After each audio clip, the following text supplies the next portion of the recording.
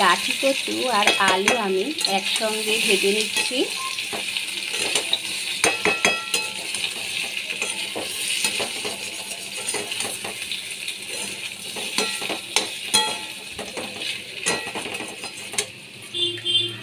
এবার আমি এর মধ্যে টমেটো দিয়ে দিচ্ছি।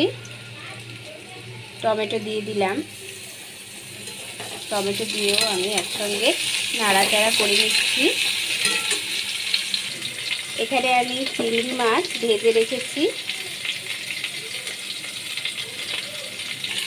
আজকে আমি রান্না করছি গাঠি কচুর তরকারি চিংড়ি মাছ দিয়ে। এবার আমি এর মধ্যে মশলা দিয়ে দেব। এখানে আমি 1 চামচ ধনে গুঁড়ো দিয়ে দিচ্ছি।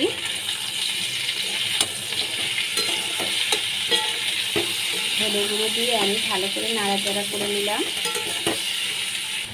1 চামচ জিরে গুঁড়ো দিয়ে দিচ্ছি। জিরে গুঁড়ো দিয়েও আমি ভালো করে নেড়ে চেড়ে নিচ্ছি।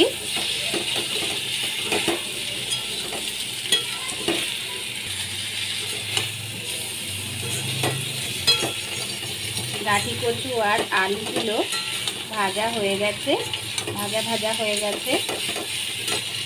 এর মধ্যে আমি সামান্য জল দিয়ে দেব।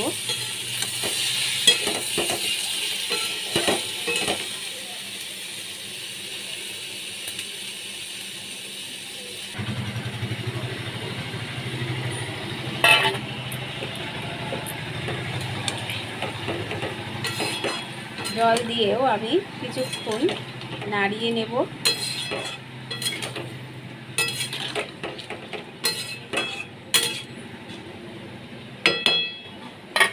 এবার আমি ঢাকা দিয়ে রাখবো 5 মিনিটের মতো। গরম মশলা দিয়ে দিচ্ছি।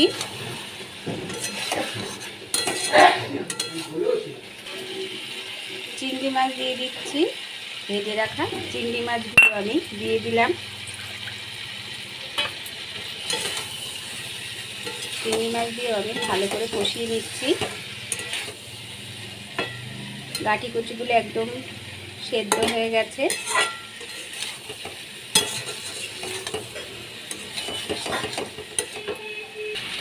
চিনি দিয়ে দিচ্ছি। জল দিয়ে দিলাম।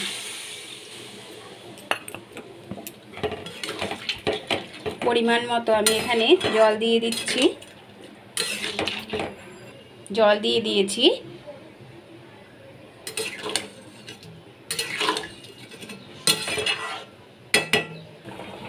এখানে আমি 1 চামচ কাশ্মীরি লঙ্কার গুঁড়ো দিয়ে দিচ্ছি।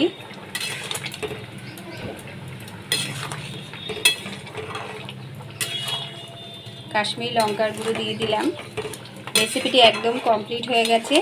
বন্ধুরা, রেসিপিটি যদি ভালো লেগে থাকে অবশ্যই সাবস্ক্রাইব করবে, পাশে থাকবে, লাইক কমেন্ট করবে। গাঠি কচু দিয়ে চিংড়ি মাছের রেসিপিটি একদম কমপ্লিট হয়ে গেছে।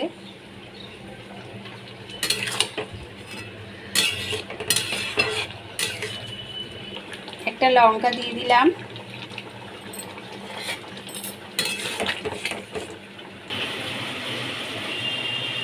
গাঠি কচু দিয়ে চিংড়ি মাছের রেসিপি।